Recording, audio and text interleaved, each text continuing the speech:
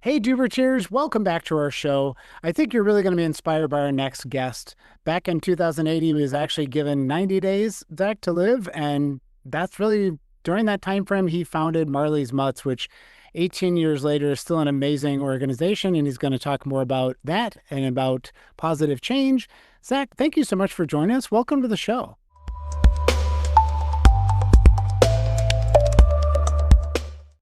Absolutely, Chris. Thanks for having me, man. It's a joy to talk to you.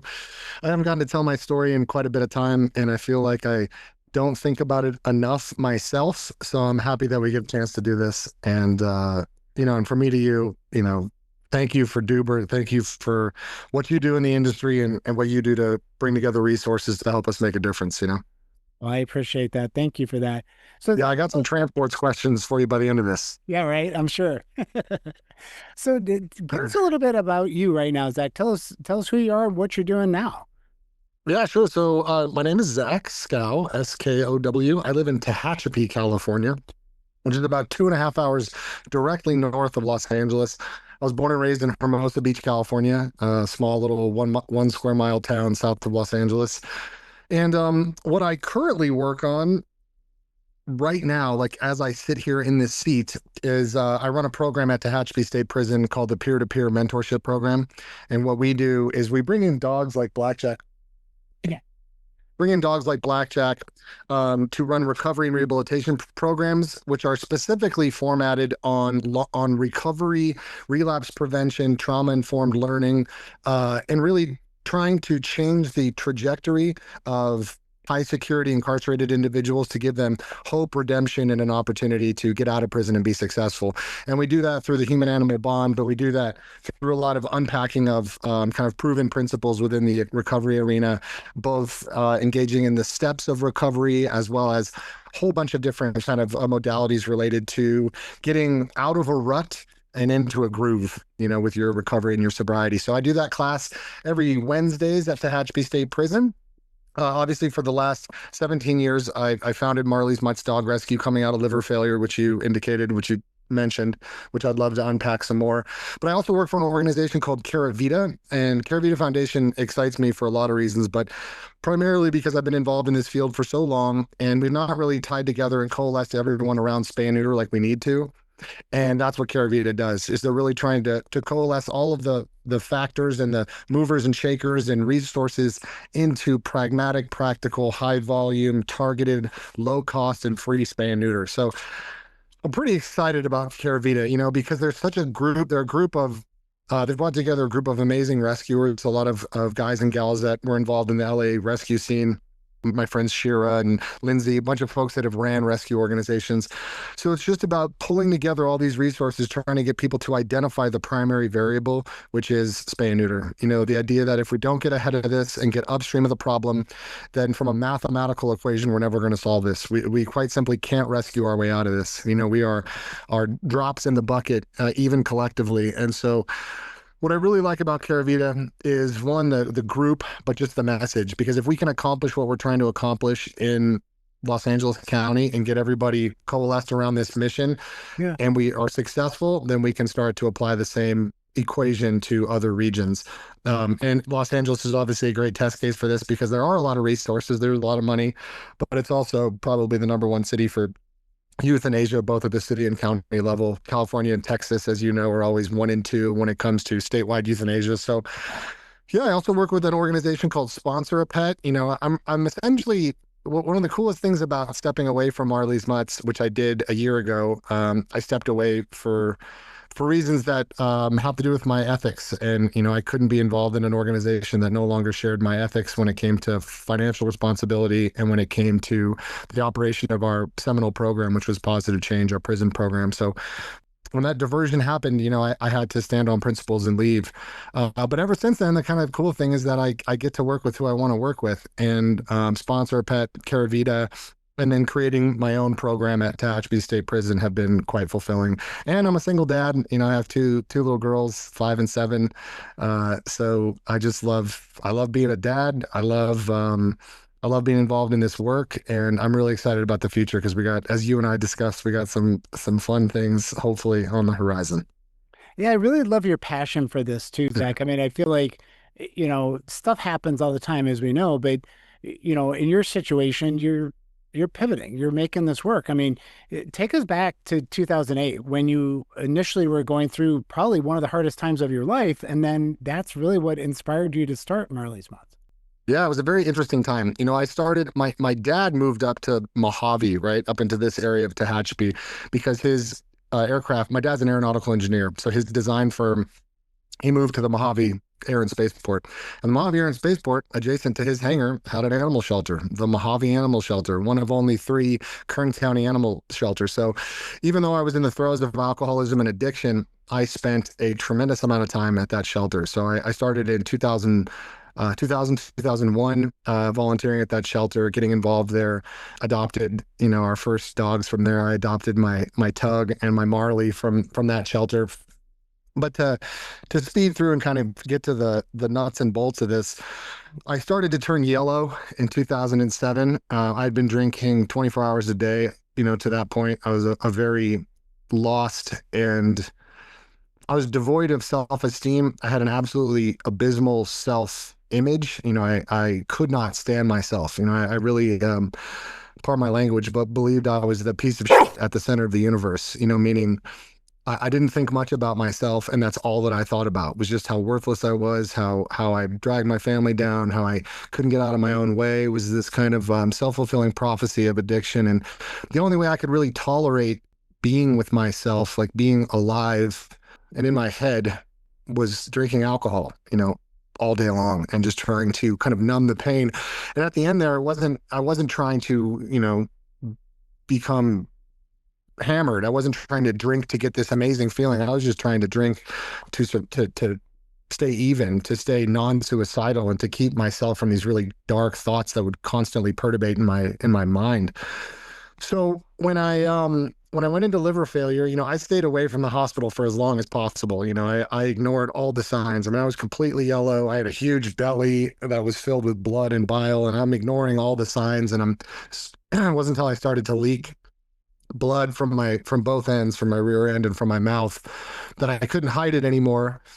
So I got booked in for long-term care at Bakersfield Memorial Hospital, and Dr. Aziz came in and he sat down next to my dad and he said, "Hey, your son needs a liver transplant and he's not going to get one. You need 6 months of sobriety just to qualify.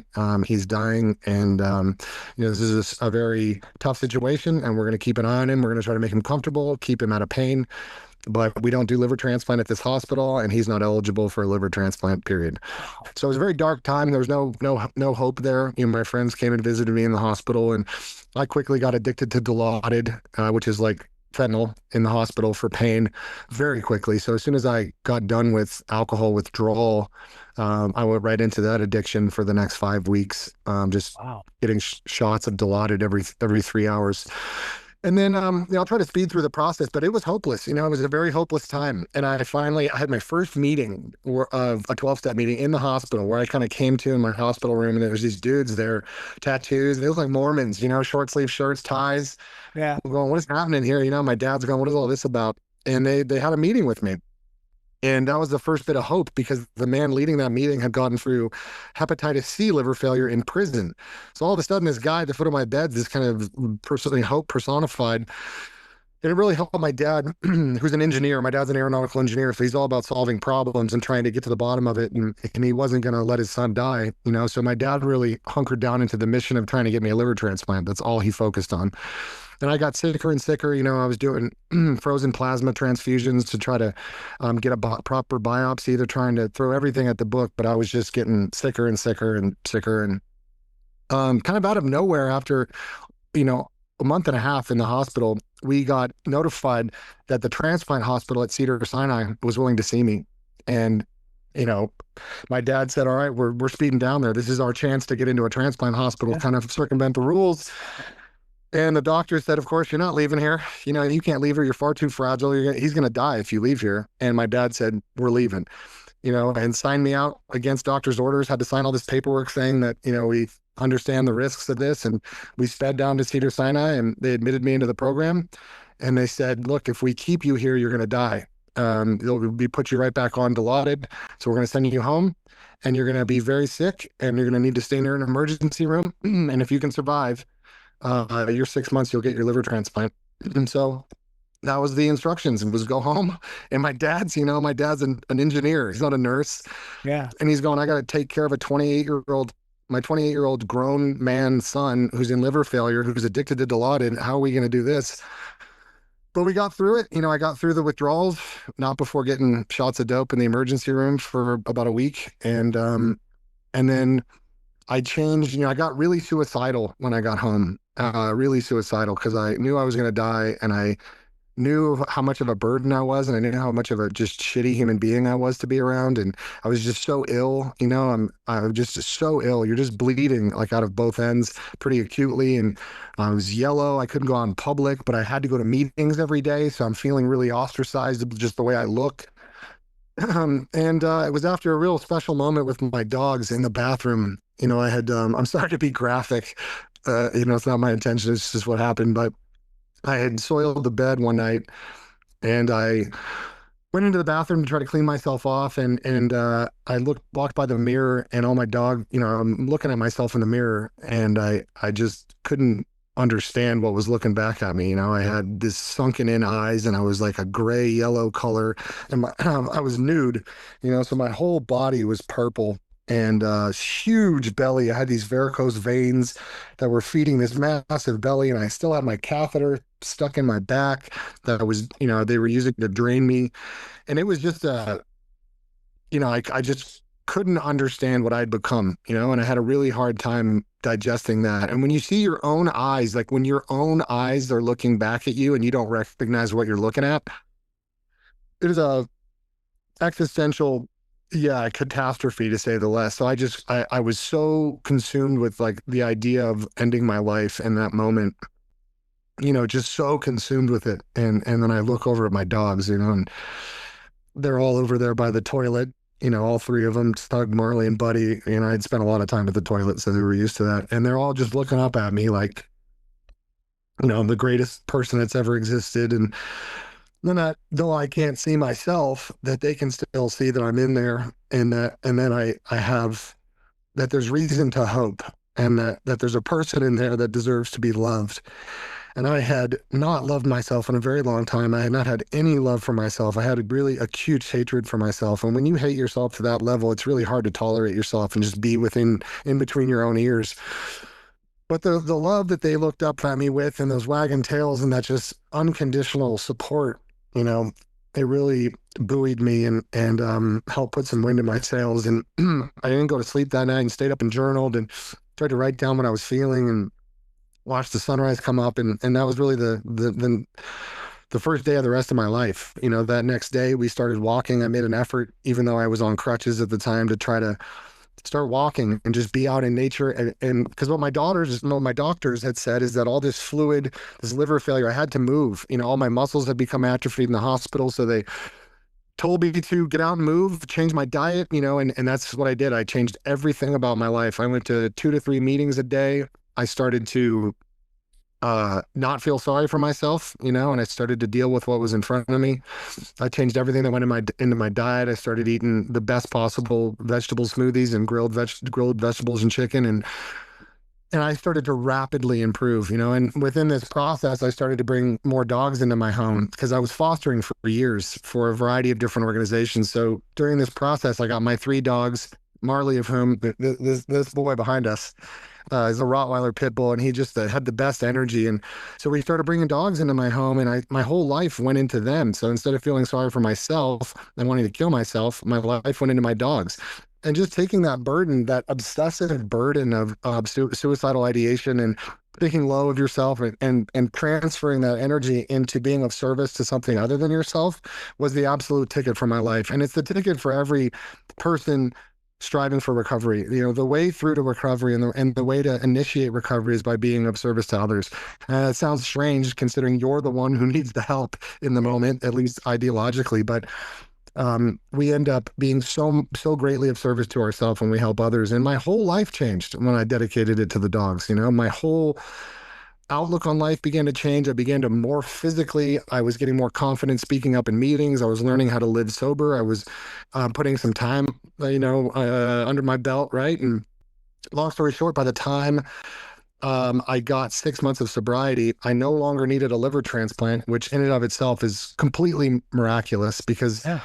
what I was diagnosed with was end stage liver failure. You die or you get a transplant. That's what happens. So to come back from end stage cirrhosis and have my liver start to improve itself was dramatic. And by that point, I had fostered God knows how many dogs. My whole life was just adding dogs. And what also one of the coolest things about creating a rescue and getting involved in this work is how intimate you are with the animals. I'm bringing these dogs into my house and I'm having to create a client care list. What does this dog need?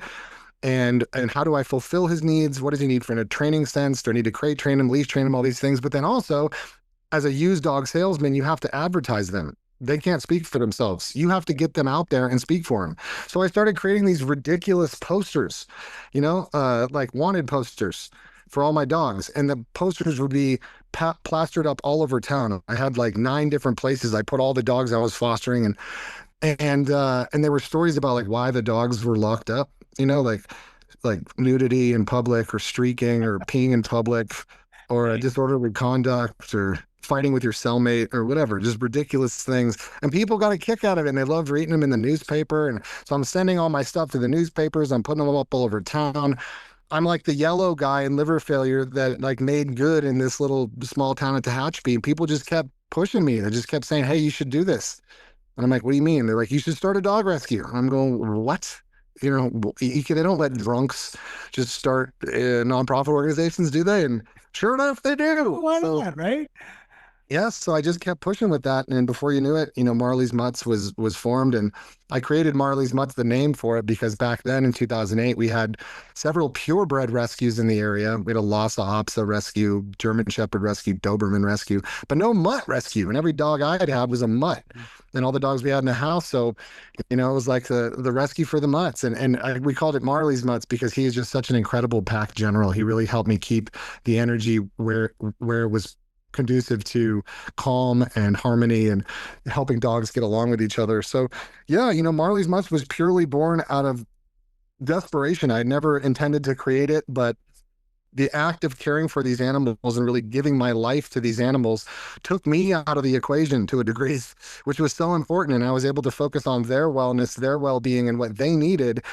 And in the process of meeting their needs, I met my needs because, what does a dog in recovery need? A dog in recovery needs rules, boundaries, discipline, exercise, affection, right? And what does a Yeah. person in recovery need? You need exercise, affection, rules, boundaries, discipline, love. So as I'm creating the structure in this life for these dogs and putting them on a solid trajectory, I'm doing the same for myself.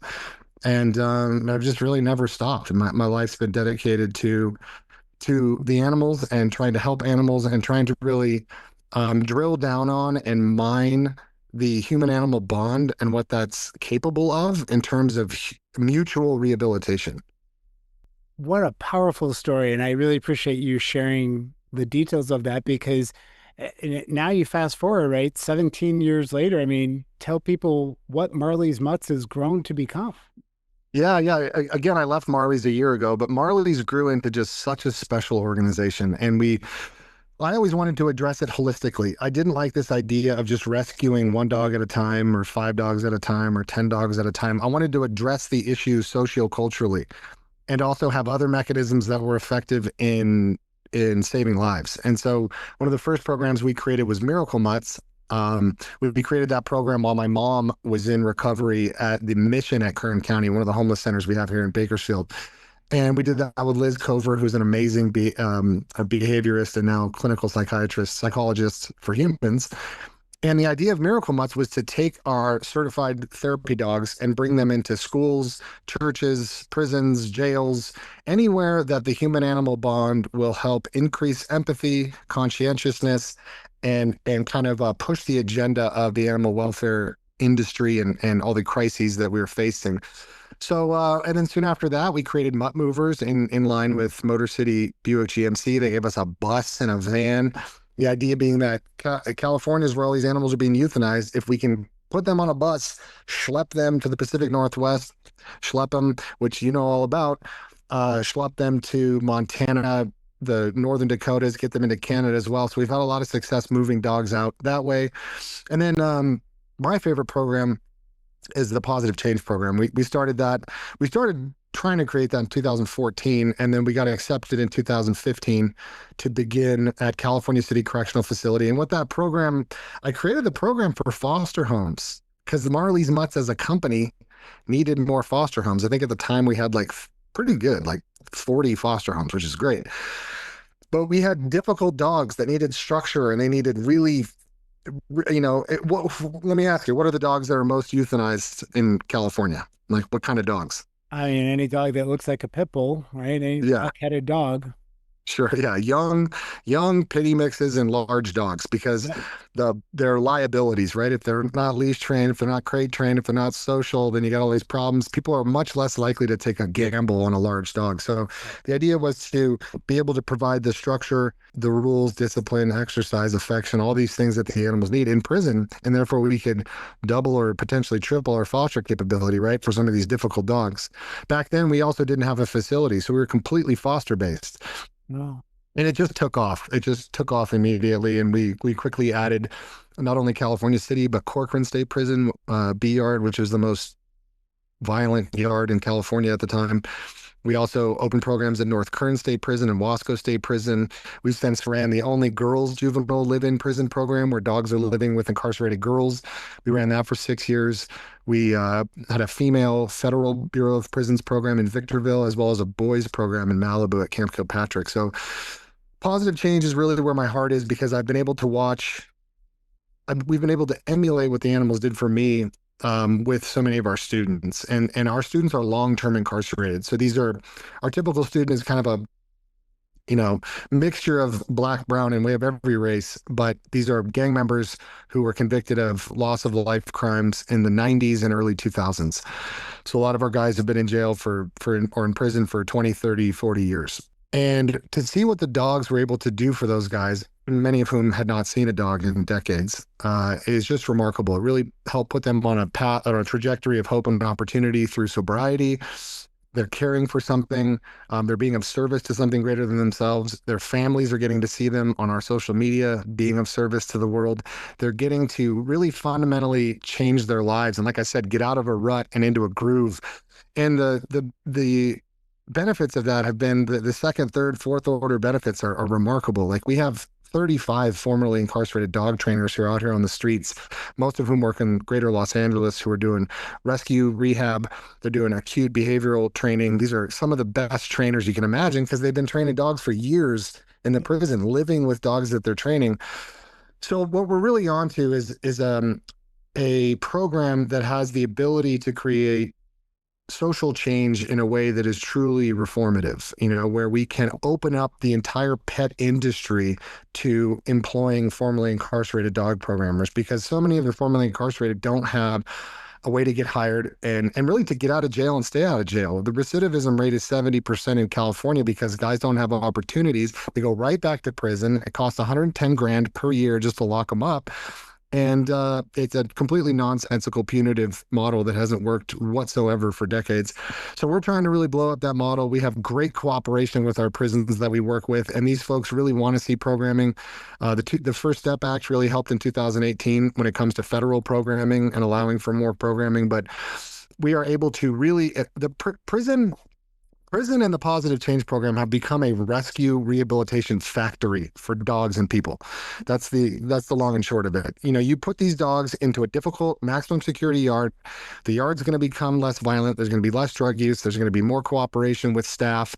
Guys are going to work on their recovery and again altering their trajectory to get out of prison, stay out of trouble, less fights, and then of course the dogs are getting what they need to obtain the skills to get adopted and stay adopted. And so it's just really a win-win-win. And it really helps break the cycle of incarceration for these families. 11 million kids are directly affected by incarcerated parents in America, which is a travesty. And wanting to provide some sort of input to this system to make it better, and that's what we've done, I think. And the sky's the limit, right? Because Yep. every community just about has a prison, and just about every community has an animal shelter. So let's melt these two entities. Let's integrate these entities so that the prisons can take on more of the heavy lifting when it comes to meeting the dog's needs while they're in the shelter, right? Running, walking, crate training, socialization, all these things that they lack in a shelter setting, we can give them in a prison setting. And it's obviously very secure for obvious reasons. Thank God. So, yeah. I, So, I love this that it started out in the darkest time of your life and you found the purpose, right? It just took you looking at the dogs and recognizing that they love you unconditionally, no matter who you are, no matter what you've been through. And that was enough to inspire you. And look at what you've done now. And the number of people and animals that you've helped over the years is truly inspiring. yeah, thanks, man. I really appreciate that. And it was hard. It's not always easy to take your dog's input. I mean, I even remember that.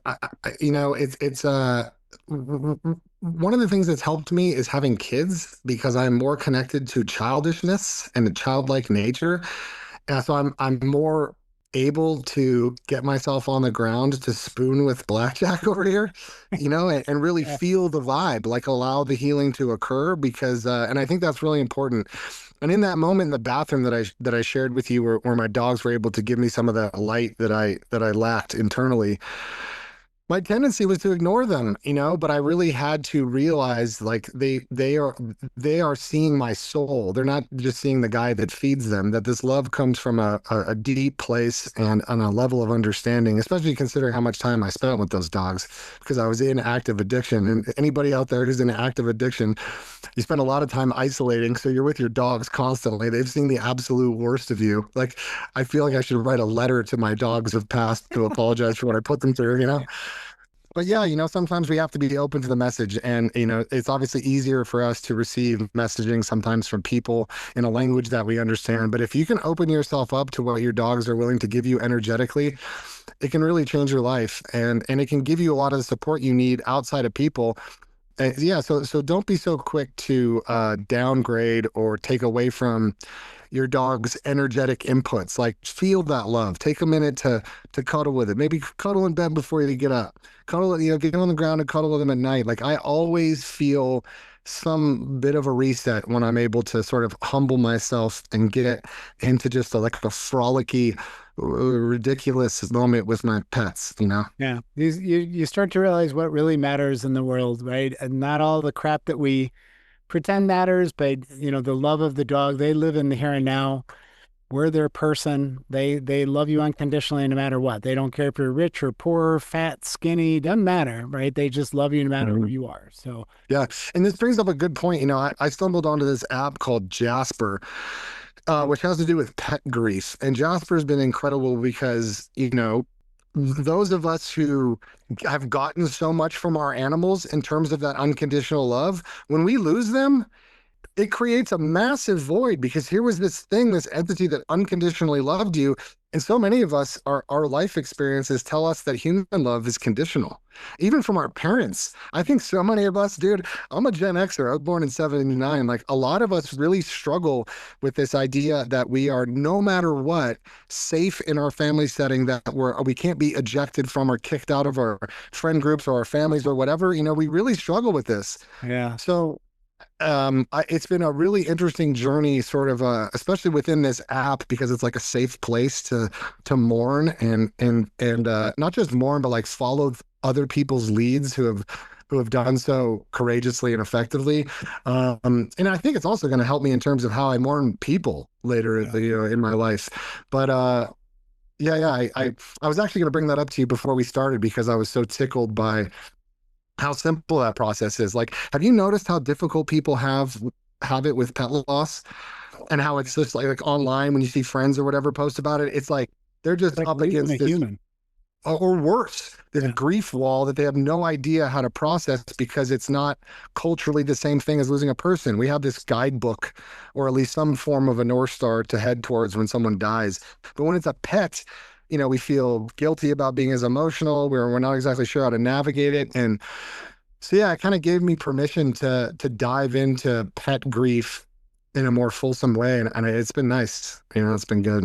I don't know why we All Stopped on right. that. Sorry. I mean, Zach, what do you want your legacy to be? Oh, shit. Talk about the deep questions, man. I don't know that I want to talk about my legacy because I'd like to live for a long time. I have small kids, but what I live every day has a lot to do with what I learned from Father Greg Boyle at Homeboy Industries. Has a lot to do with this idea that we belong to each other and that we're all redeemable. I really, really enjoy that idea, and I think what I'm focusing on right now is really the human animal bond and showcasing what is possible within that bond in terms of mutual rehabilitation, but also advocating for the incarcerated and those of us kind of on the periphery of our culture in terms of acceptance, and trying to have people have empathy and really see what these folks have to offer. Conscientiousness and empathy are two things I'm always driving towards, but I'm also driving towards this idea that it's okay to be highly sensitive, that it's okay to feel everything, and I had a friend of mine's dad who passed away, and the message he left when he passed was feel everything. Don't be afraid to feel everything. And as a man, that's difficult to do. I don't think we have as much permission to feel, certainly within the construct of our society. So I'm wanting to just spend some more time in that, and I get to do that in prison because this is such a dark place, and we get to love on each other so fulsomely. We get to really like male support, and these are a bunch of hyper masculine dudes coming together to be vulnerable and to share life experiences to help one another get through it. And so I think all of those things are kind of related to my legacy, but more than anything, yeah, I want to really focus on this idea that we belong to each other, and that we ought to have radical empathy for all those who cross our paths. I love that. Zach, thank you. Thank you very much for sharing your story. Thank you for sharing. I mean, it's so inspirational to listen to you talk, and what you've done with Marley's Mutts and these programs is outstanding. So thank you for coming on, and thank you for sharing. So I know you mentioned that, you left Marley's, but what's next? Are you going to support the organization? It sounds like there's some opportunity for you to come back and reset the legacy. Yeah, a lot of things. It's been a wild couple of weeks, man. I've been off on this new trajectory working on prison programming, and recently the board of Marley's Mutts has asked me to come back to sort of help the organization, help save the organization. They're on really bad financial grounds, and things are sort of coming to an end, from what I understand. I don't know all the details yet, but I really hesitated to re-engage with this, but I think I'm leaning towards doing so because I keep thinking about the dog on the wall over there and his legacy, and all of the good that was involved in creating it, and all the good that we did create. So while I'm still on the fence a little bit, at the end of the day, nothing would bring me greater joy than to get back involved with the organization that I created that helped save my life. Well, I have no doubt you will put them back on the right track. I mean, I love your tenacity. I love your dedication to both the animals and the people. I'm a big fan of yours, and anything I can do to help you, I will. Thanks, Chris, man. I really appreciate it, bud. And when we get off, I'd love to just pick your brain about a couple of transport things related to Doobert. Sounds good, man. Well, thanks for coming on. I appreciate you coming on the show. Yeah, you got it, brother. Thank you.